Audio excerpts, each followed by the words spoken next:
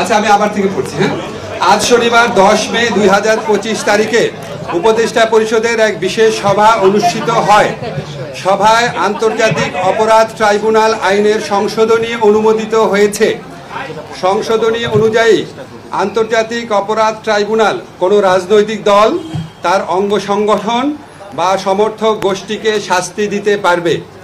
উপদেষ্টা পরিষদের বৈঠকে আন্তর্জাতিক অপরাধ ট্রাইব্যুনালে বাংলাদেশের আওয়ামী লীগ ও তার নেতাদের বিচার কার্য সম্পন্ন না হওয়া পর্যন্ত দেশের নিরাপত্তা ও সার্বভৌমত্ব রক্ষা, জুলাই আন্দোলনের নেতাকর্মীদের নিরাপত্তা এবং আন্তর্জাতিক অপরাধ ট্রাইব্যুনালের বাদী ও সাক্ষীদের সুরক্ষার জন্য সন্ত্রাস বিরোধী আইনের অধীনে সাইবার স্পেস সহ আওয়ামী লীগের যাবতীয় কার্যক্রম নিষিদ্ধ করার সিদ্ধান্ত গ্রহণ করা হয়েছে।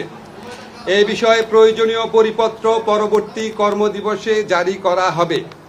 এর পাশাপাশি আজকের উপদেষ্টা পরিষদের বৈঠকে জুলাই ঘোষণাপত্র আগামী 30 কার্যদিবসের মধ্যে চূড়ান্ত করে প্রকাশ করার সিদ্ধান্ত গৃহীত হয়েছে।